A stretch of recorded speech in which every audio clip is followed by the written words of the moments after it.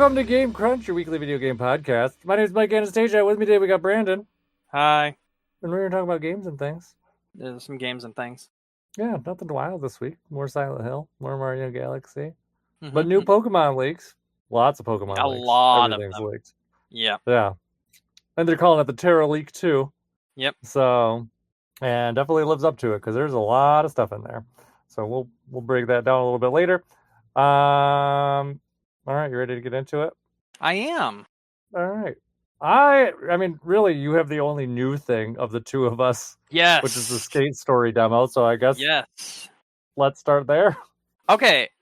Skate Story is a game that I played that finally got a demo. I've been waiting for this game since 2020. I've literally been waiting to play this game since 2020. So a little bit of background information on this. Right before COVID hit, my friends all met up at PAX East and went there to like hang out with each other and also play some games before they released. One of the games that my more let's say like eccentric friend, like he'll play anything. He loves weird shit. He'll listen to any kind of music. He loves weird shit. One of the games that he played was a little indie title by the name of Skate Story. He sent me some pictures and he showed me what it was and everything. And he was like, I think you'd fucking love this game. And he was right. I would fucking love this game. It looks really weird. It's very abstract. It's very like Suda 51 coded, for lack of a better word. You play as a guy trapped in hell, but hell's like full of like these art pieces and these talking heads. And you wake up one day and you decide that you're going to eat all of the moons. And the only way you can do that is by skating. And it's like an allegory for being trapped in something and for rebelling against things and yada, yada, yada, this, that, and the other. But it's like very, very abstract the way the game is done. I'm going to show it to you, by the way. It's in general right now. It's got like this really abstract, weird soundtrack. It's very odd. It's very out there. So it's kind of like an endless runner like deal, but not exactly. Like you're always going forward in some elements of this game, and that's when like it's like, oh hey, go from this point to this point, doing tricks for these things to destroy like the eyes of the devil or whatever else is here that's looking at you. But it's like these floating head guys and everything. And you have to do that while going through these little areas and going before you make it to the next portal and move on. But then sometimes there are areas in this game where it stops and it lets you do like the Tony Hawk thing, where you like collect the word skate, or you do so many tricks and get so many souls, because every time you do tricks in this world, you gain souls instead of points. And you can use those souls to sell them to buy things using the souls of the dam that you've acquired from skating. And it's just a very, very weird game, as you can probably see. And with all this description, and like abstractness to it, you probably already guessed this is published by Devolver Digital. So there's that. I mean, it said it as soon as I started the video, but sure. Yeah.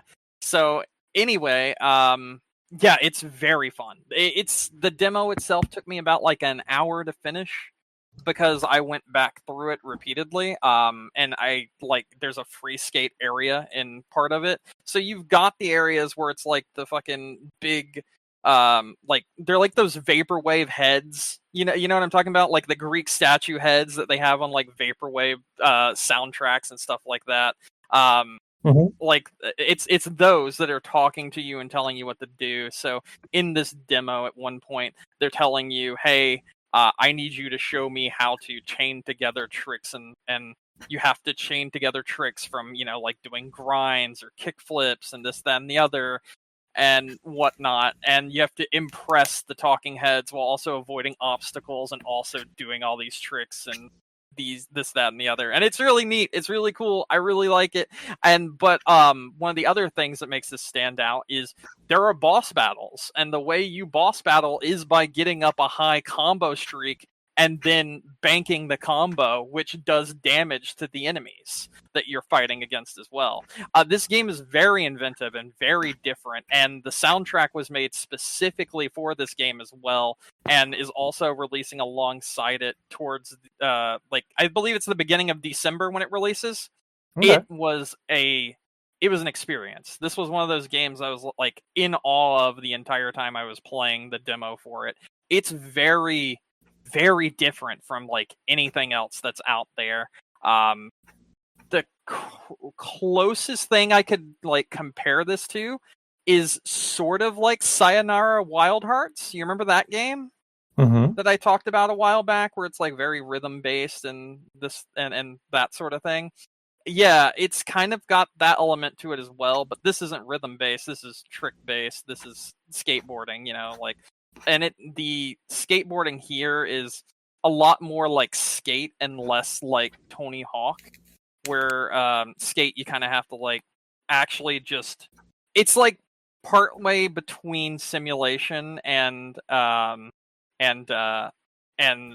arcadey gameplay here, because it is a thing where it's not like, oh, you flick the stick to do this, that, and the other. You do hit like buttons, but you don't automatically just snap onto a grind. You actually have to maneuver your board so it will like land the correct way so that you can do the tricks that you need to do to be able to come off the grind and do the flip around. But it is all done using the face buttons and triggers and not using the thumbstick, but it does still have a lot of the same elements of the game Skate. More so than it does Tony Hawk. But like I said, just the art style, the music, the world design, and the weird batshit crazy story to this makes this a very interesting game, the likes of which I haven't seen in quite a while. This is like the kind of thing, like I said, that you would see from like Suda51. You would see from those very inventive developers, and I really like it for that reason.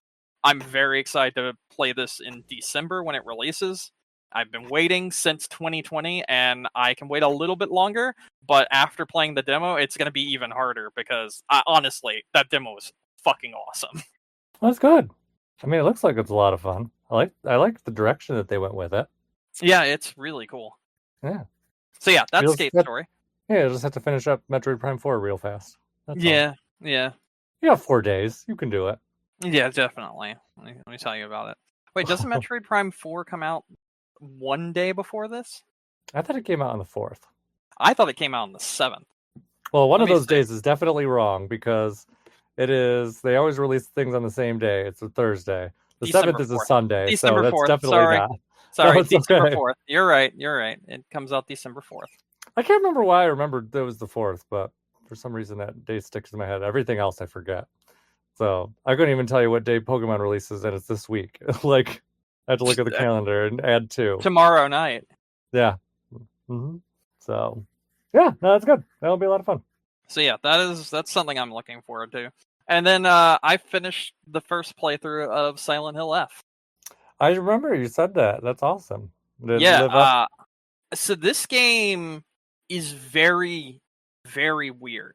I like it a lot. Like, I like this game a lot. Don't get it wrong.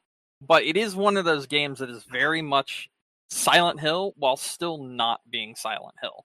So I can explain what I mean by that, and I'll try not to go into spoilers, because oh boy, that is something I need to talk about extensively in the future, because I do believe that this game is something that's hard to talk about without going into spoilers.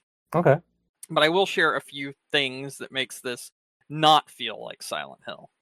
So a few things that makes this not feel like Silent Hill is the heavy focus on combat. There is a very heavy focus on combat in this game, probably more so than any other Silent Hill game in the entire franchise. And even though there is a heavy focus on combat, the minuscule amount of items and the fact that all of your weapons have a durability does kind of balance it out, where you're still on edge because you're trying to find a repair kit and repair your weapon, or decide if you actually need to do the combat or this, that, and the other, or looking for another weapon around every corner, which a lot of the time they're just not going to give you. because they're very scattered and weapons are pretty much in predetermined areas. And depending on what difficulty you're playing on, you're going to get less of them. Same with the repair kits. But yeah, so the big thing about this is there's a lot of combat. There's a whole lot of combat, and there's even a part towards the end of the game where it's focusing solely on combat and puzzles more. Okay. And I didn't find this game to be particularly scary. However, I don't think that Silent Hill's horror elements come from the big spooky monsters a lot of the time.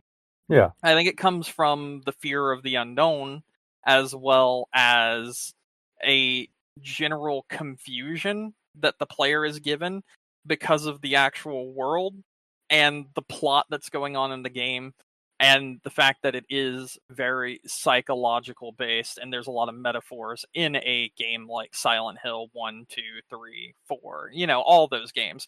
And that element of Silent Hill is definitely in this game. But I can't really say how so, because I do not want to spoil it yet. But I might be coming back to this in a later episode, because I do think that the story of this game is very, very, very good. And I do think that the themes of this game are also very, very, very good. I just don't think it's scary, but I do think that the general confusion, as well as psychological torment and trauma that is brought on to many other characters in the Silent Hill franchise, is right at home in this game. And for that reason, that's the reason why I'm like sitting here when people are like, it's not a Silent Hill game. I'm like, I don't think you understand what Silent Hill games are. Silent Hill games aren't all just, ooh, jump scare, ooh, scary big monster. A lot of Silent Hill has to do with a person's confusion and the deterioration of someone's mental state, as well as the psychological aspects that the town or the area that you are in is playing on the character just in general. And I think when you take all of that into account, then this is a Silent Hill game, and it's a damn good one. But yeah, if you're coming here looking for something like your Pyramid Head, or the nurses and this, that, and the other that you see in all those other Silent Hill games, you're not going to get it. You're going to get a lot of other things that have to deal with the character here. And the story is also very much in line with the times that this game takes place during.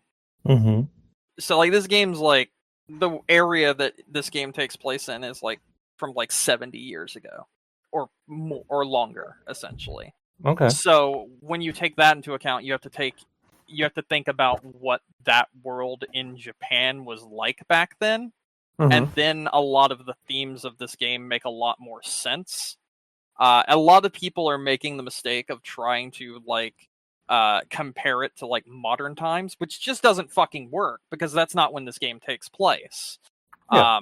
And because of that, a lot of people are seeing this as something that it's not, and not understanding the general themes, because, the old saying, no one has media literacy anymore. No one can fucking think for themselves. They have to look at some YouTuber or someone and to tell them how to think and how to feel about something, more so than form their own opinion. And I do think that this is going to be one of those games where right now the general themes, as well as the game itself, is going over people's head and isn't going over as well possibly as it should. But like 6 months down the line from here, some YouTuber is going to put out a 2-hour essay explaining why this game is a forgotten masterpiece or an overlooked hidden gem, and then everyone's going to pretend like they always loved this game. And I'm just going to say right now, I love this game. I think this game's really fucking good. Oh, good. So, yeah, that's what I played. Okay. Oh, it's good that you really have ended up enjoying Silent Hill, because I know you're really excited for that one. Yeah, I think my general thoughts on it when I first started playing it were less receptive, and I think you noticed that when I talked about it last week. Yeah. But as like more of the story and more of the world was built up and the lore was told through the game itself, I was like, okay, this is really interesting. This is very different, and I like this. And that's kind of where I fell at the end of it. I really like this. And That's good. The reason I'm going back through it, because I did say my first playthrough, is because after your first playthrough, there are other endings, but not only that, there are different gameplay elements that happen when you play it a second, third, and fourth time. Mm-hmm. So it is not a completely different game, but it is remixed and changed in ways, and there are new bosses and stuff that are added into the game after the first playthrough. And after the first playthrough, like, you are locked into the ending you're going to get that first playthrough no matter what. But the game also gives you some hints after you beat it as to how you can explore the rest of the game, as well as see the other endings. And you are going to go back into this after your second playthrough, and some doors that were not open are going to be open, and you're going to get more lore, and you're going to have more gameplay than you did last time. And I think that is actually kind of a genius aspect of this, because the game's first run through, it's going to probably take you like 8 or 9 hours, which is not a whole lot. But after that first run through, those other ones that you're going to do next do add more gameplay and more elements to the story. And I think that's really what kind of hooks you and keeps you coming back for more. Good. Yeah, no, I was really getting a Doom the Dark Ages vibe when you were talking about it last week, so I'm glad that turned around. I quickly turned around on this one. Oh, good. All right. Anything else? No, I think I'm good there. Okay. All right, I will talk about what I'm going to talk about then. So, like I said last week, I finished up Mario Galaxy 2. I 100%ed it. So that was a lot more than I remembered it being. As I got to 120, I'm like, I know there's something I know there's a big post game for this. I don't remember what it was. Totally forgot about all the green stars. There were so many. And so that was a lot, because once you get the first 120, so listeners, once you get the first 120 stars and you finish the game, then they're like, oh, but now you can go and get all these green stars, and there's just as many green stars. So there's 120 green stars to go through and get. They use the same stages that you went through before, but they're just kind of off the beaten path. So it's kind of you have to look for them, or actually more accurately, listen for them. And that's kind of your clue. You'll hear them kind of chime in, kind of if you were looking for missile packs at Metroid. And you're like, okay, well, one's around here. I got to find it. So that was nice. I actually didn't have to use a walkthrough at all for Mario Galaxy 2, which I was very happy about. I was actually able to kind of either muscle memory or piece together everything just from what it was in the game, which was nice. And then I got to the Grandmaster Galaxy, which is the final galaxy you unlock with the 240 stars. And that's, for people who don't know, it's considered, one of the stars in here is considered one of the most difficult challenges in any published Mario game. So that was fun. So basically you go through it once, just kind of normal, and then you get the Comet challenge, and it's called the Perfect Run, and you have to go through it with no damage. It's got 6 different sections, and I don't know, the first section is not too bad. It's a Yoshi section, and then you get to, what was after the Yoshi section? I'm trying to remember. The first part was the Yoshi section, and then I don't remember. Then you do a cloud section, and then you get into a super kind of chaotic platforming section. Then you go back to an easy kind of I don't know what they call them, the little stars that you kind of point to and glide towards. And then you're at an action section that has 1.5 billion Hammer Bros and 3 Boomerang Bros, which you actually have to defeat to get to the end. So the first time through without the Perfect Run part, easy. That was great. I beat it on my first try.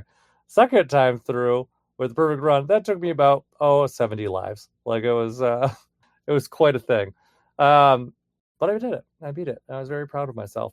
So that was really good. I still really enjoy this game a lot. And I think that it's just very well crafted. And I think the challenges are really thoughtful. And I think that they're very creative with this game from top to bottom. So I really like that. Then I did something interesting, which I kind of said I wasn't going to do last week, but then I did. And it kind of, actually, I'm actually surprisingly glad that I did this. Because after I finished the perfect run, I was kind of like all hyped up on Mario Galaxy, and I'm like, I'm not ready to be done yet, but I don't have anything else to do in this game, so I'm like, well, let me turn on Mario Galaxy 1, kind of see what things are like. Oh, actually, before I get to those thoughts, there's two things that I wanted to make corrections on from last week when we talked about Mario Galaxy 2. One for me, one from you. Okay. And actually, one's Mario Galaxy 2, one's Mario Galaxy 1. Right. So, Mario Galaxy 2, they did not do a NVIDIA Shield version of this game. So was this it is only the first one then? Yes, that's correct. Okay, I'm very sorry then. I stand corrected for that. That is my bad. bad. I was pretty sure when we were talking about it last week. I'm pretty sure they didn't. So I went through and double checked, and yeah, they never did. So that was one. My bad. That is complete misinformation on my part, and I was just misinformed. Yeah. So the second thing was something that I said, which I got convoluted with probably two different things. Where I was like, because you asked about how the game controls in handheld, and I was like, oh, it has the gyro controls just like the first one. Not true, because I went through and I played 3D Mario All Stars Galaxy to compare. Super Mario 3D All Stars, when you're playing Mario Galaxy, does not have gyro controls in handheld. I mean, they're there for certain things, but it's not there for everything. So when you are playing Mario Galaxy 2 and Mario Galaxy 1, you have the gyro controls available all the time in these new releases. So the pointer's always on the screen. You can control it with the gyros just by moving it, and that's awesome. When you're playing 3D Mario All Stars and you're playing in handheld, your only way to kind of use the pointer kind of things from the Wii is with the touchscreen, which is actually kind of fucking annoying. So just for that reason alone, this is the definitive version of Mario Galaxy 1, in my mind. It's so much better to play that way, like significantly better, because you have the ability to kind of point and shoot things as you needed. You know, if you want to use something like Yoshi, that's how you do the little jumping bits. It really, the gyro controls I was confusing with is if you play with, say, the Pro controller and the gyro controls, the pointer's on the screen all the time. That's how it plays. That's what I was thinking about. I mistakenly thought it was in the handheld mode, and it was not. So yeah, so there you go. So that's kind of what it's like. It's a great way to play. I think it's really, really nice kind of feature in handheld, and it's surprisingly easy to use. I really like it. So that's kind of what that plays with. And like I said, so when I went back to compare to the Mario Galaxy, like from the 3D All Stars to the first one, I was pretty surprised by that, because it's so nice. And I was like, I don't remember this last time. But you don't really need the pointer that much when you're playing Mario Galaxy 1. You know, some of the challenge stages, it's a lot slower. It's a different pace. So there's that. The other thing that I think was really interesting, while I'm pretty sure that I've played these games relatively back to back before, because I know how I am, probably around the time that Mario Galaxy 2 came out, I was like, oh, let me play Mario Galaxy 1 again and kind of refresh myself. I may have done that. I don't remember. It's been a very long time. This game came out at least 15 years ago. So there was that. But one thing I never have done, for sure, was I never played Mario Galaxy 2 and then went back to Mario Galaxy 1. And that was surprisingly eye-opening for me, because I kind of have always considered these games as fairly equivalent in my mind, and have always known that Mario Galaxy 2 is better. But now that I've played them back to back like this, I can actually tell you Mario Galaxy 2 is definitively better, and it's a much better game overall. Whereas Mario Galaxy 1 is a lot more experimental and has a lot more things that I don't love, that I did not remember from Mario Galaxy 2. I've blended them together so much in my mind that I really have not kind of like ever really separated them back out with kind of the differences between the games. Yeah. Mario Galaxy 1, I would say, if I was going to kind of describe it, it's a lot more experimental. Like, if you remember, like, the last Mario game before that was Mario Sunshine. This is kind of building off of that, you know, in some degrees. And it seems like they use like a template from, say, like Mario 64 as well, where they have, you know, certain things that are very kind of like specific for each level. Like Mario Galaxy 1, one thing that's really annoying is they have those, once you kind of get far enough in the game, you unlock these purple comet stars, which are 100 coin stars, and every stage has them. And they're really boring, they're really repetitive, and they're not really like that much fun. They're not really a lot of challenges. Like go around and get all these coins. Hey, you might die accidentally, and it really sucks. But yeah, that's the stick. Also, even too, unlocking things like the comets is a bit more unpredictable. You really don't know kind of the what's going to trigger them to open up. And also too, and I didn't even remember this, while Mario Galaxy 1 has checkpoints, they're not labeled like they are with Mario Galaxy 2. Mario Galaxy 2, you trigger a flag and it's like, hey, here's your checkpoint. This is where you're going to go back to if you die. Mario Galaxy 1, you're like, I don't know. I could go back to the beginning. I could go back somewhere in the middle. Nobody knows. And the challenge in the game is just it's kind of all over the place. There's a lot more boss battles, but they seem to be kind of random in terms of their difficulty and kind of appearances. Sometimes they don't even seem like there's a couple stages where they had multiple boss battles. I'm like, what? I'm like, I don't remember all these boss battles in these stages. But yeah, it does kind of happen sometimes. One thing I also want to point out too, it is in Mario Galaxy 2, but it's much more fucking annoying in Mario Galaxy 1, is Spring Mario, which is one of the worst things that they've ever conceived for Mario. And I think I know I've read this somewhere before. Like this is a comment someone made, and it's always kind of rang true in my head, where it's like you think of Mario. Mario is supposed to be like a precision platformer. You're supposed to be able to be very acrobatic and kind of control where you're platforming really at any time. But Spring Mario is like chaotic, unpredictable, and you really don't know what's going to happen. Is he going to veer left or right? I don't know. Is he going to actually do the high jump that you're trying to get him to? I don't know. There's no rhyme or reason to it. It's very unpredictable, and it's really fucking frustrating when you're actually trying to do something like a technical platforming challenge with something that's wildly unpredictable. So those kind of things are very annoying. But that said, you can really see how Mario Galaxy 2 was built off of this game. Like it's Mario Galaxy 2 is kind of like the old school expansion packs where they were like, hey, we made this great core game, but we thought of all these really great ideas and we wanted to refine them in like a more complete experience. And that's really what Mario Galaxy 2 is. It's like, hey, Mario Galaxy is a great idea. You have these planets, you have these wild gravity things. Let's really refine them and improve the challenge that was missing with Mario Galaxy 1. And that's really what Mario Galaxy 2 is. Whereas Mario Galaxy 1 is really like, hey, we have these really cool ideas, but we don't know what to do with them. So we're going to try all these experimental wild ideas.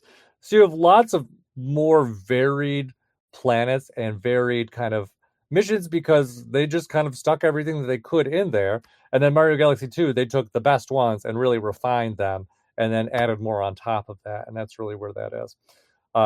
So they're both really good games, but Mario Galaxy 2 is definitely like notably better. Mario Galaxy 1, I didn't even say it, but the reason I decided to go back to it was because I finished Galaxy 2 on like Sunday night. No, Saturday night. And I was like, well, it's only 4 days to Pokemon. I don't want to start anything I like actually care about. And I'm like, I can blaze through Galaxy in a very short time. So I'm like, I'll just go through and finish the main game real fast, and I'll just keep on collecting stars until Pokemon comes out, and then I won't care. And so that's what I've been doing. I've just been kind of using it as a time killer because I played that game to death, and I'm not really surprised by anything. But it is a fun game, and it's kind of nice to see like the differences between the two games. Mm-hmm. But Mario Galaxy 2 just heads and tails. Like even the graphical differences, like you notice Mario Galaxy 2 looks nicer, it sounds nicer. It really is just a much more refined experience. But also too, another thing I really kind of appreciated was, this was, it was a Wii game, so it was PS3 360 era. And granted, there's a lot of games from that era that really kind of stood up to the test of time.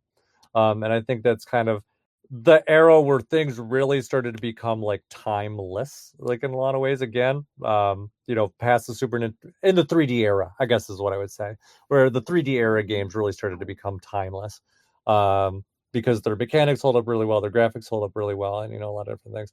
And it's really impressive to see what Nintendo was able to do with these games from nearly 20 years ago that just really, they don't show their age like some of the games that came out around them. They don't fall into a lot of the tropes that games in that time did. Like I think if you picked up one of these games today, with like especially with the new releases, you probably have a hard time picking out kind of what time frame it came out as. Whereas like we talked about when I talked about like Assassin's Creed 2, a couple weeks ago, I was like, yep, this is very much an like that era game because it was like, yeah, man, dude, bro. Um, it really kind of shows itself kind of with the way that it looks, with the way it sounds, with the way it's written, and that was kind of nice. Another thing that's also really nice about Mario Galaxy 2 is they really nailed the controls and the camera stuff that they had issues with Mario Galaxy 1. Mario Galaxy 1 does have kind of like sometimes wonky cameras and sometimes wonky controls. But they're much better in Mario Galaxy 2. Although both games do still have issues with sometimes because of the gravity, the controls get confused, and it's annoying in both games. There's not really any trick to it. Sometimes it's just stop, let your fingers off the thing, let it kind of like readjust, and then go. Because sometimes the camera and the gravity just be like, oh no, you're going left, no, you're going right, oh, you're running in circles, and it's like, okay, like stop, calm down. But yeah, I would say new Mario Galaxy version, definitely the definitive release of this game. Just for gyro controls alone, it's a huge difference, and actually, I'm surprised that I'd not seen that anywhere else. I went back through with Mario, got like I said in All Stars, and I was like, did I miss an option? Is something here that I didn't turn on? And no, it's something that the feature that they added for this game, so that was great. That's it. That's all I have to say about those. That's all. That said, I am very excited for Pokemon this Thursday, and not only have things been leaking like crazy for the new game, things have been leaking like crazy for the future. So I'm just segueing right into news. There was a massive Pokemon leak. God. Yeah. And just coincidentally, it's around the same time that the Pokemon Legends is coming out. So, you have people that were able to data mine Pokemon Legends. They were able to do this because of the Switch version, because the Switch 2 still has not. And then at the same time, there also this massive data leak for Pokemon, which kind of it looks like it's a few years old, but it's still lots of relevant information there. So let me pull up what all they said. So, I mean, I think the big thing is, first thing with kind of a lot of these leaks is there is a lot of, you have like the timeline kind of for what they were looking for things. So, for example, Pokemon Legends ZA, their original timeline for this game has it releasing sometimes toward the end of 2024 is what their original planned release for it was. Obviously, it did not do that.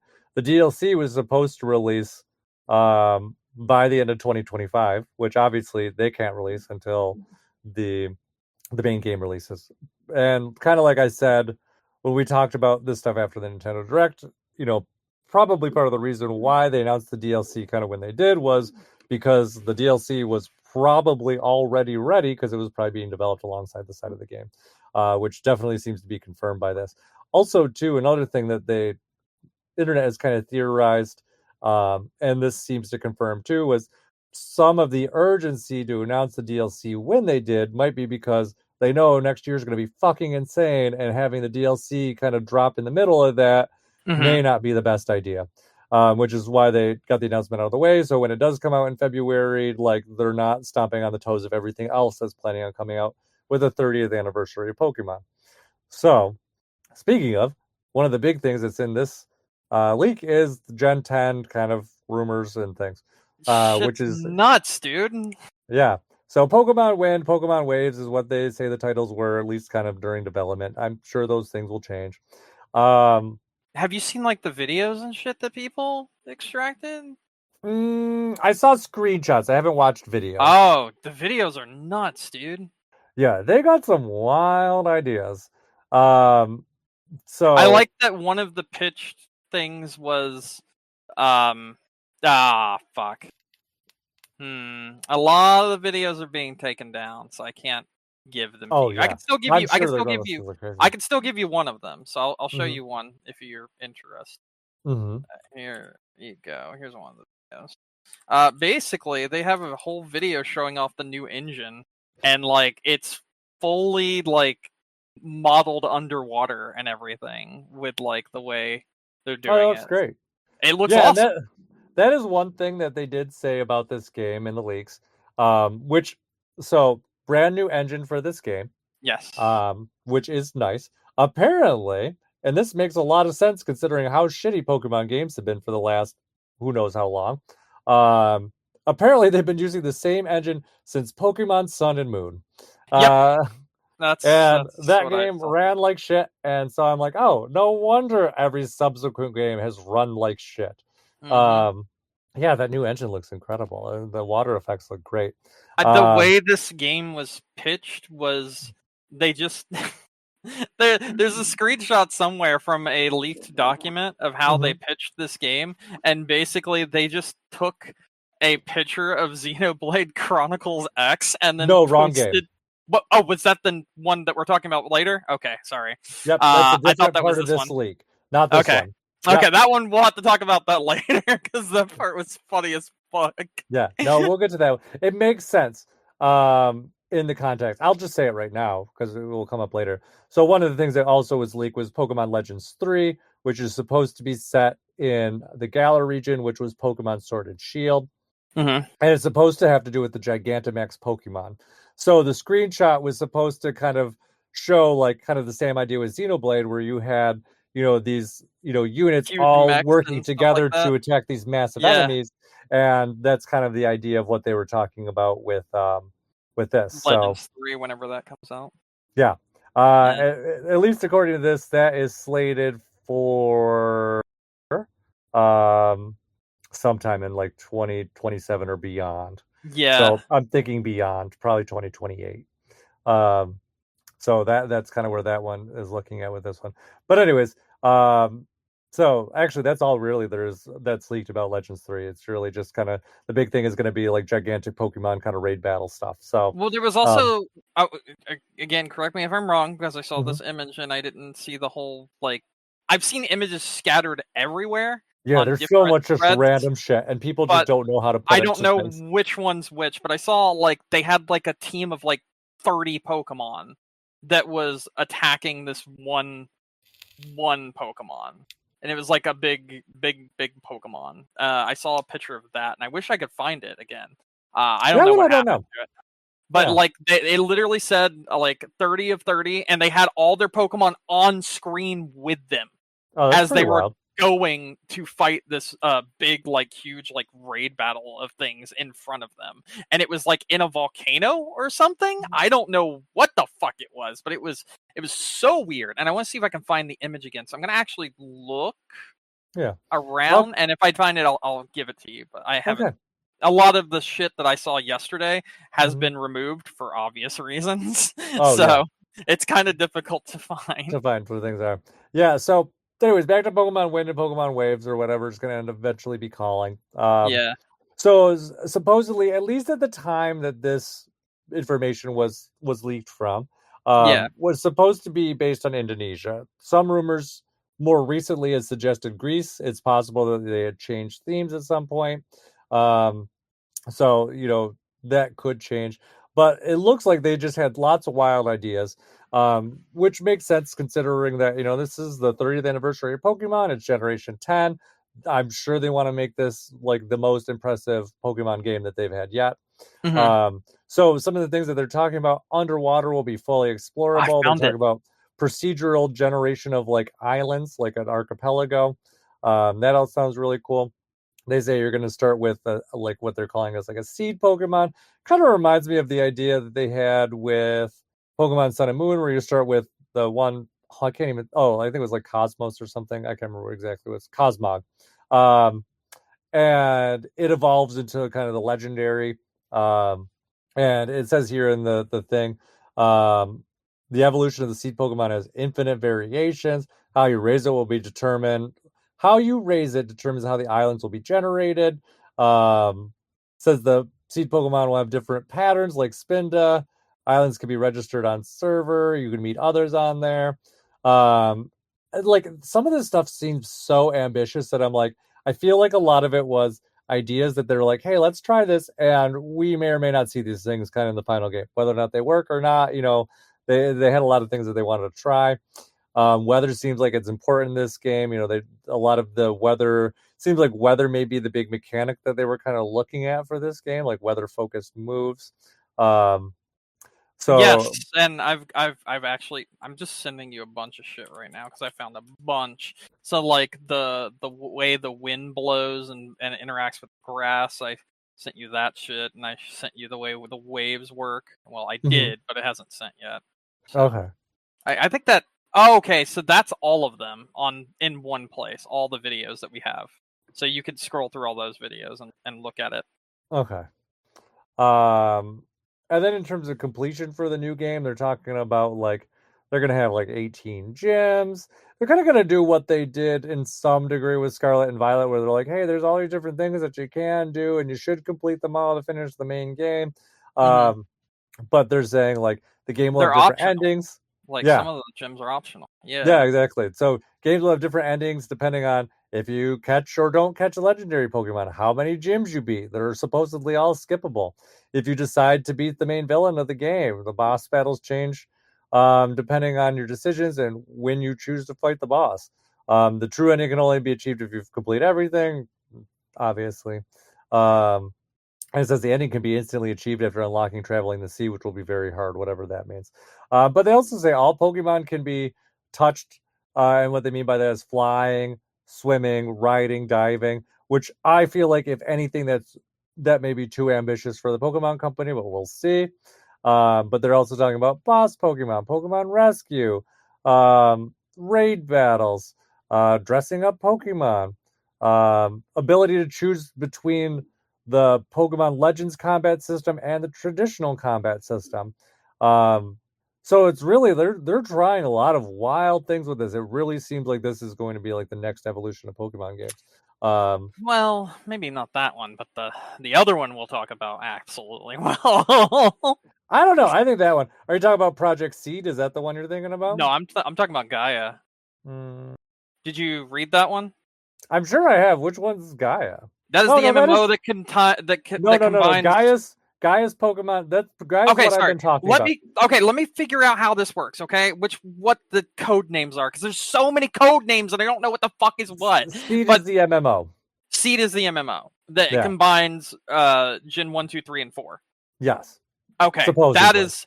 That is the one that I think will be a game changer, because combining all of those worlds, because it said it would combine Hoenn, Johto, all those Kanto, Sinnoh. Yeah, it said it combine all of those into one like big interactable open world.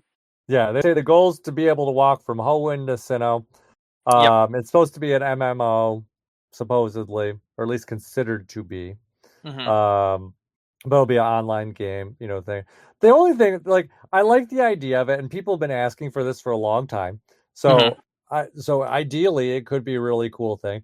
But at the same time, this game is such a dramatic departure from what they've tried in the past that I don't feel confident that Pokemon Company has the development backbone to pull it off. But I like the idea, and I think people have been asking it for a long time. And also, too, it's one of those things, if it works out really well, it's like, okay, well, you know what? Here's the Europe expansion where we have, the Kalos region and the Paldea region, because Kalos and Paldea are supposed to be right next to each other. There's that. And it gives them really good form to build off of. That game is also expected, far out. There is that. Yes. Yes. I think that's 2030. When they were listing it as? This one, or is that a date for it. Gen 13 or whatever? Gen 11 is 2030. Gen 11, okay. Gen 11, okay. Yep. So there's that one. The other thing that I think is really interesting is part of this leaks actually shows that Pokemon Legends 2, the one that we're getting later this week, was dramatically different when it started development. Yes. So, originally, it was what a lot of people kind of suspected it was, and I think actually may have been rumored at one point. So it's possible that this probably got leaked before, but no wild tones. Yeah, it was supposed to be in Johto. It was supposed to have like a Ho-Oh and Lugia focused gameplay. They wanted it to be kind of to show like what if the world was like before trainers existed, and kind of show the perfect Legends version. But that got changed at some point to what we have now. I think one of the reasons people have speculated on it, and it actually makes a lot of sense in some ways. So it seems like they shifted a lot of ideas around with different things in development. Um, so supposedly, DLC for Pokemon Scarlet and Violet was supposed to have a return to the Kalos region. Like I said, the Paldea region and Kalos are right next to each other. It makes sense that you would be able to go from one to another, considering they touch each other. So think about it. A game where you go to explore Luminos City makes a lot of sense. They may have started that and were like, hey, this is a little bit too ambitious for a DLC. Let's turn it into a full game. And also explains why this game is at least a year behind development where they expected it to be. So they shipped that. They put Johto on the back burner, and then Pokemon Legends 3, like we said, at least tentatively at the time that this leaked from, which was probably at least a year or so ago, was based on the Galar region with Gigantamax Pokemon and giant raid battles. But so the one thing that I think that Pokemon Legends ZA is going to accomplish, which Pokemon Johto Legends did not, is, or would not, no matter what, is it's going to be a break from the formula. And kind of like what you talked about with Silent Hill, a lot of people had developed expectations for what these games may be or what the series is, like expectations are. A lot of people's expectations, if you remember when Pokemon Legends Arceus was completed and we saw the first trailer for the current Pokemon Legends, a lot of people were like, oh, it's got to be set in the past and it's got to be, it's got to be about collecting all the Pokemon and it's got to be this and that. This game is not any of that. They changed a lot of things. It's set in the future instead of the past. And by the future, I mean, it's 5 years beyond where the events from Pokemon X was. So, they're like, this is actually kind of doing that. It's still lore based, really. It's kind of talking about, different legendary Pokemon and kind of like those kind of things, but it's not, based on, the past and kind of looking at things. And if they went with Pokemon Johto, Pokemon Legends Johto, it would have been like basically a rehash of Pokemon Arceus, and it probably would have been too close to it thematically, where they may have eventually locked themselves into it, being like, okay, Pokemon Legends has to be set in the past, and we have to walk around with old Pokeballs and do old things. Whereas by switching things up, they really kind of change the expectations for what these games may entail. So that makes a lot of sense that they kind of went with that. And it also shows that Pokemon Company is not necessarily locked into any specific one idea for Legends. The other thing that kind of came out with these leaks too was that Pokemon Legends, they don't necessarily see it as a one per region kind of thing. No, there was some comment, they were like, hey, you know what, if this does well, we can go back and tell this other story. So that was kind of refreshing to see as well.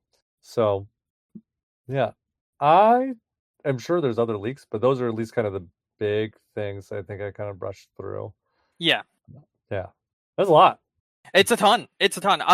So one of the things that I thought was very interesting, and this is not spoilers for ZA, but this is spoilers for what ZA could have been, was the fact that they did have more, like, it was better designed because of like a lot of the window textures, a lot of the door textures, a lot of the building textures in ZA are very flat that we've seen in like screenshots and everything. But there's a straight up beta version that leaked of ZA. It had very, like, much more developed texture work to the game. There also, in this version, weren't any wild zones either, and the entire game was one loaded in area. Like when you loaded into the game in the beta version of ZA, there was, the whole region was loaded at once, basically, and you could go anywhere just from that. They did plan originally for ZA to be a completely open world, like of the town, right?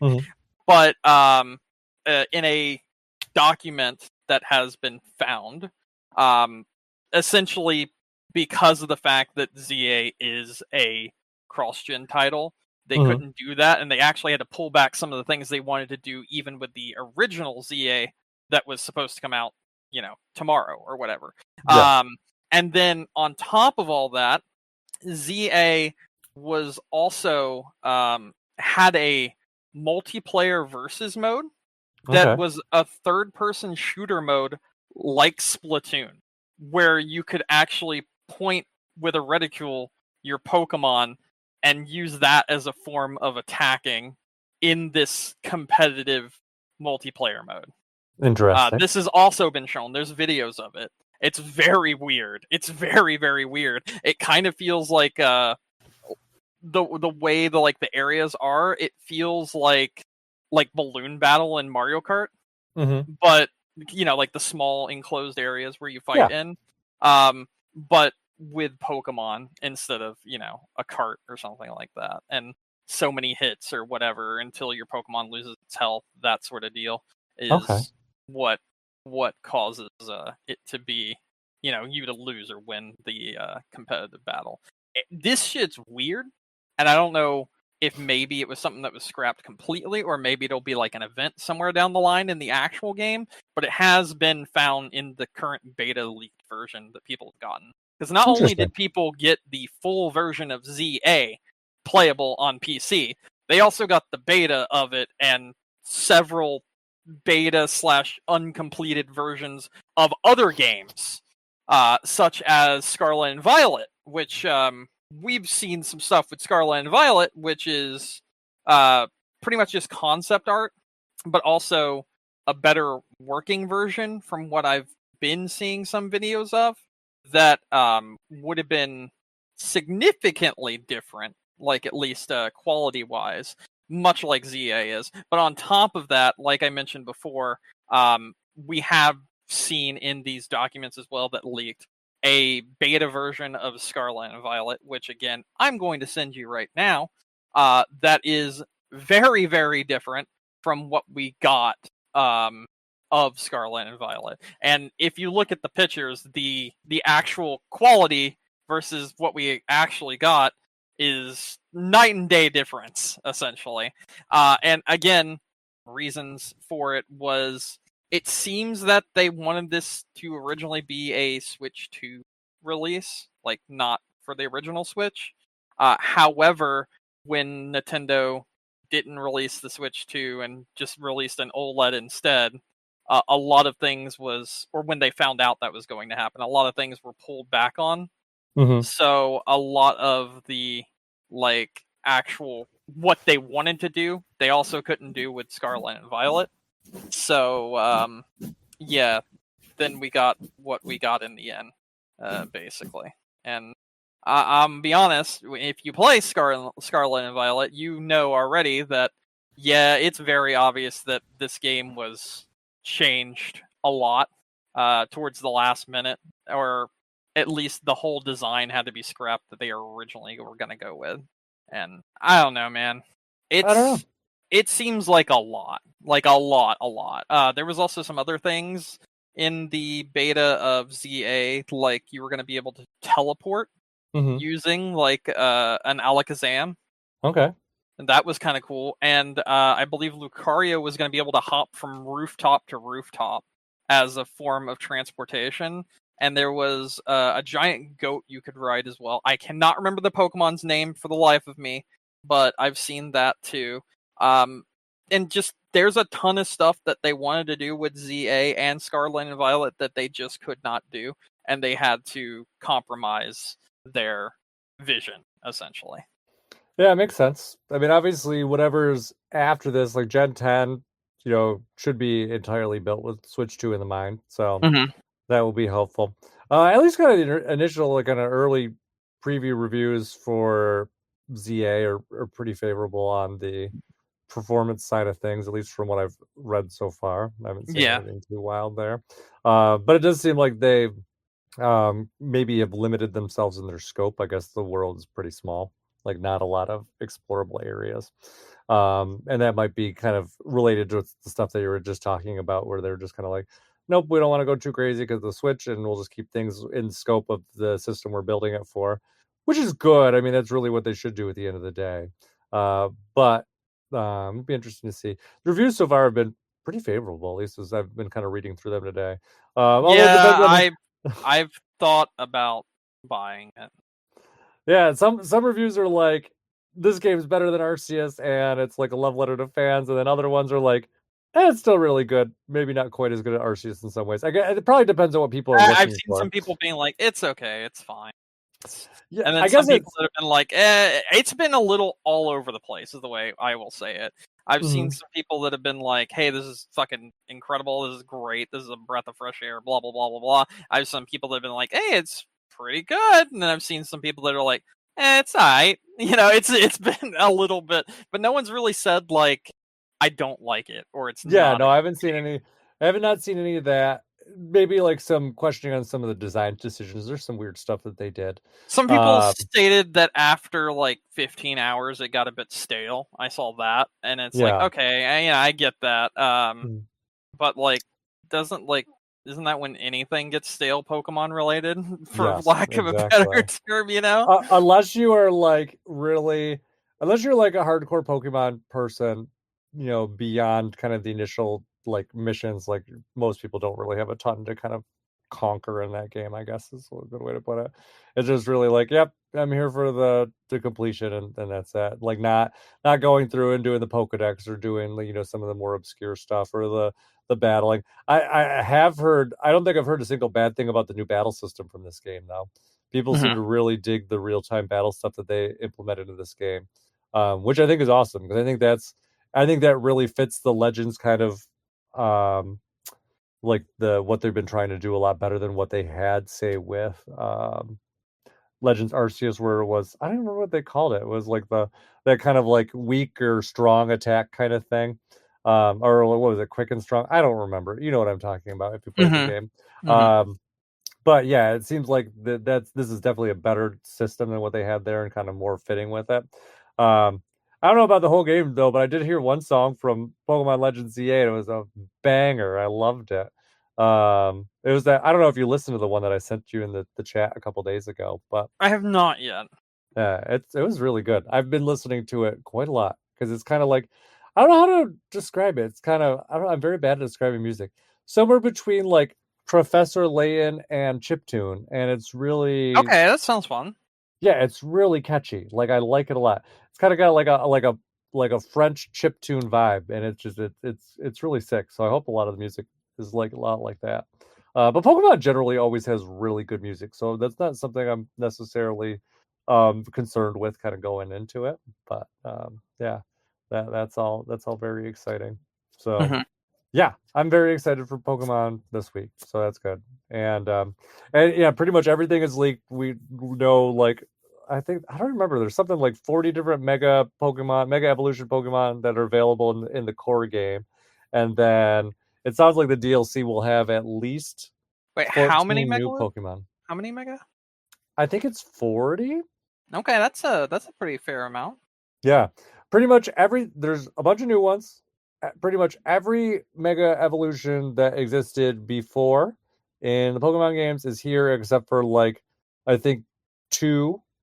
So it does seem like that they did some good stuff with kind of making sure that this is kind of the good return to Mega Evolutions. And it seems like a lot of people really have the Pokemon that they wanted to have Mega Evolutions have gotten them. So okay. That all seems like it's really good.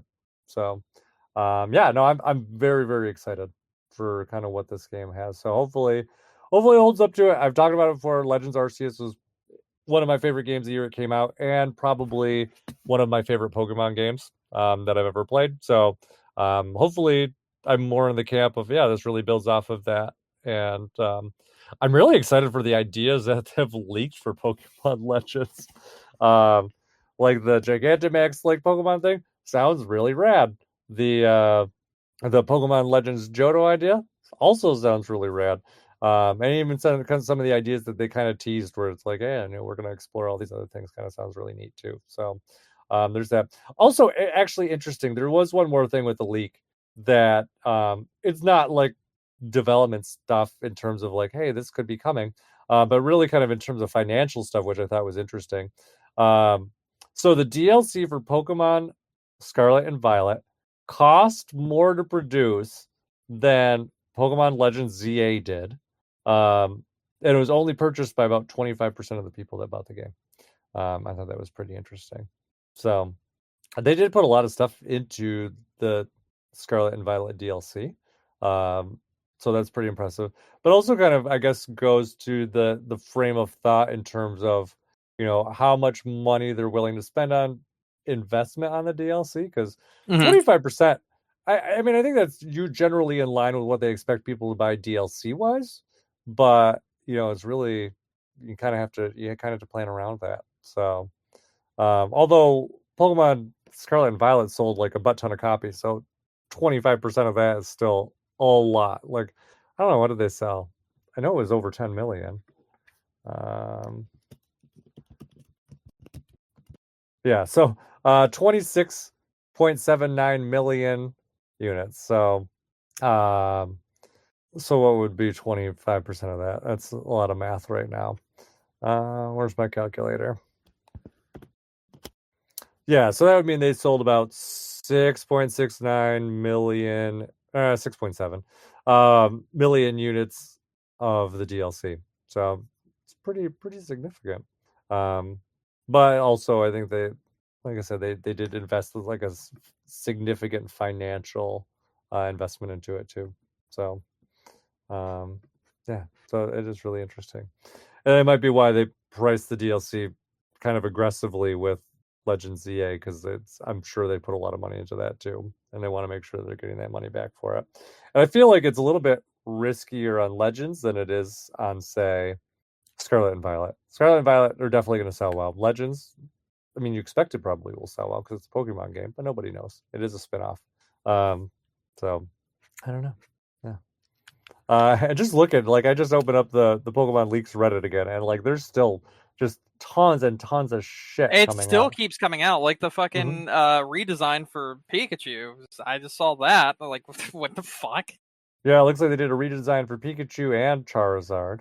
So they may be going through and kind of redesigning a lot of the Pokemon, for those kind of things.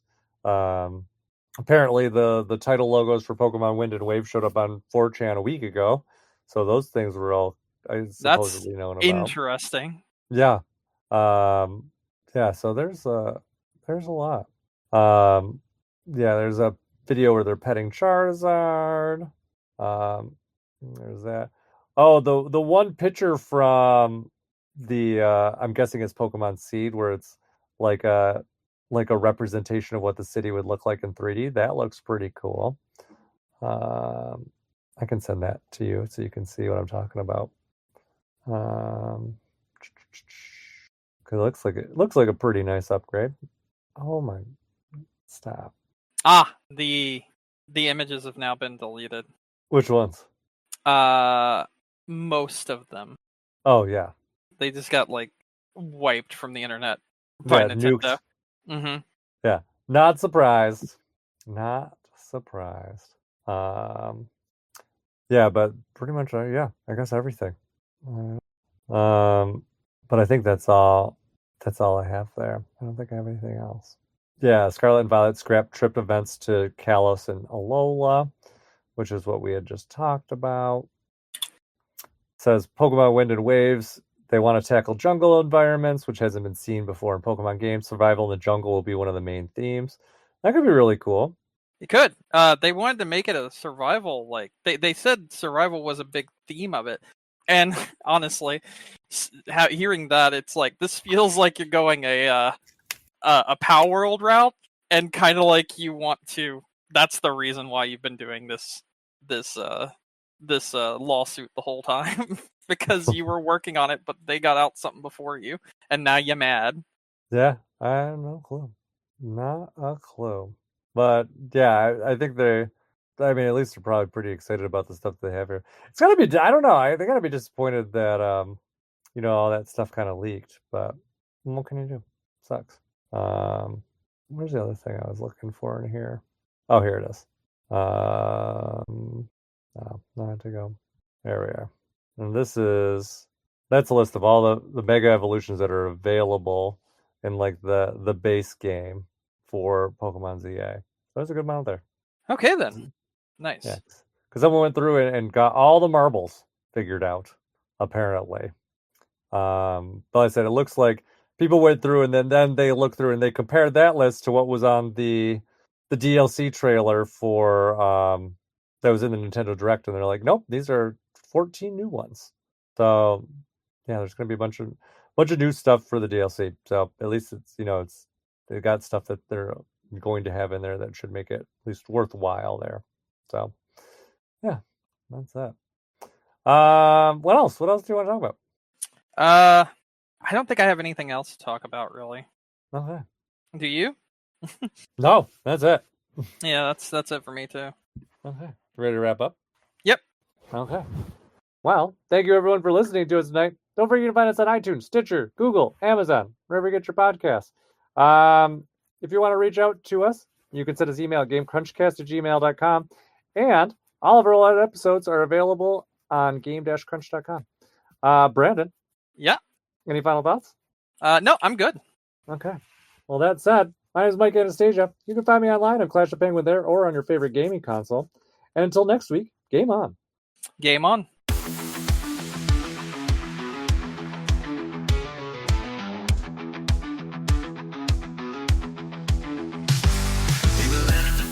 Where the pixels gleam, there's a green little hero with a big dream. He's got vines for days and a seat on his back. Bulbasaur's the name and he's leading the pack. Bulbasaur, he's ready to roar. Bulbasaur, leaves him begging for more. Hang on, through the night and the dawn. Bulbasaur, yeah, he's always fun.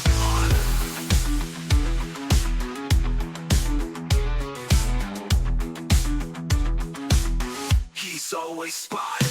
He can tackle the dark, he can light up the gloom. Photosynthesis power, boom, boom, boom. With a razor leaf sharp and a claw so tough. When the odds get wild, he says that's enough. No mountain too high, no dungeon too deep. Bulba's got this time to leap. Bulbasaur, he's ready to roar. Bulbasaur, leaves him begging for more. Hang on, through the night and the dawn. Bulbasaur, yeah, he's always fun.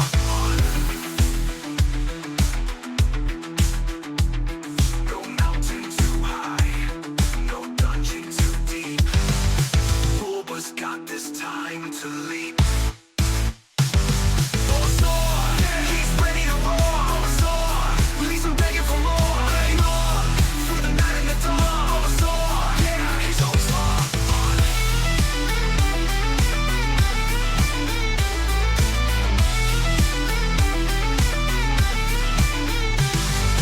Answer the caves to the sparkling skies. Bulba shines bright like the glow in his eyes. Game Crunch is champion, the star of the show. When trouble's afoot, you know where to go.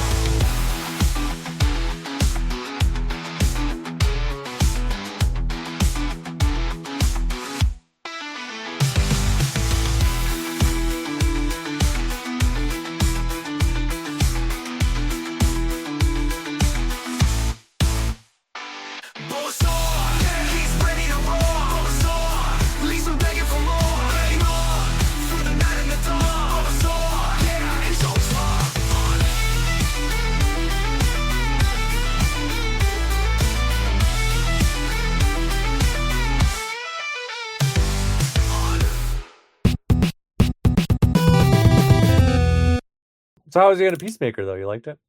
Nope. No? Yeah, I decided after seeing the end of Peacemaker that I'm not going to watch it with Katie because it was that bad of an ending. It was a all-time stinker. We're talking like Game of Thrones kind of bad. Ew. So let me tell you why it was so bad. Yeah. It ends on the biggest fucking cliffhanger ever. After it sets up so much for the next season. Uh-huh. This was the final episode of the series. Okay. That's dumb.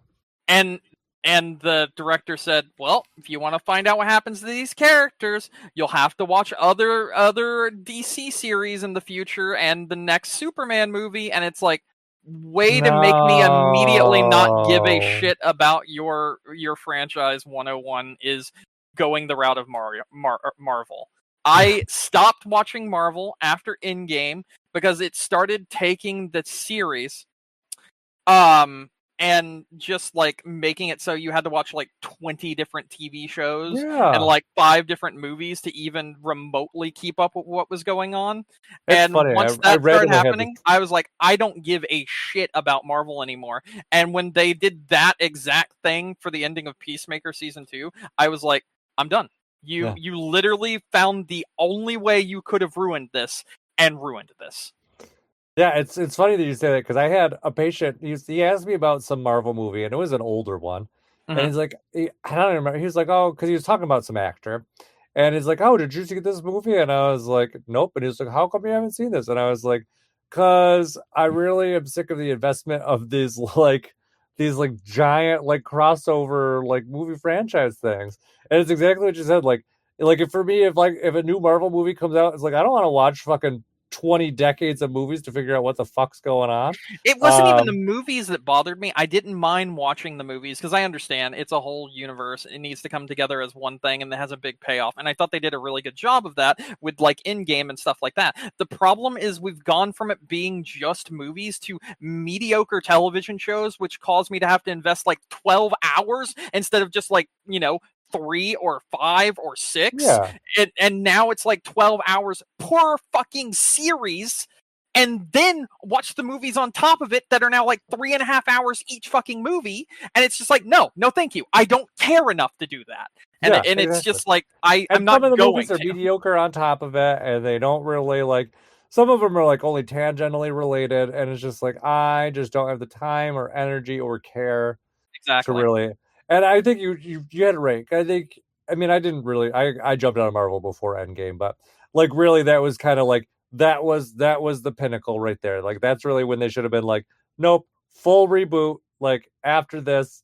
It needed to. And that's the thing. They did reboot it. And that's what I understand. They have rebooted it. What they rebooted was through television series. They needed to give all the lore of the reboot and everything, and needed to give all the lore of who's doing what and whatnot. So they just gave them TV series that last way too fucking long and have too many fucking episodes. And then in order to follow the characters that you might like from one TV series, you got to watch 3 more mediocre ones with characters you don't give a flying fuck about, just so you can get a tiny bit of lore on the characters that you do. And that's exactly what this man said he was doing basically with Peacemaker. And I was like, are you fucking stupid? That is the way to ruin your series immediately.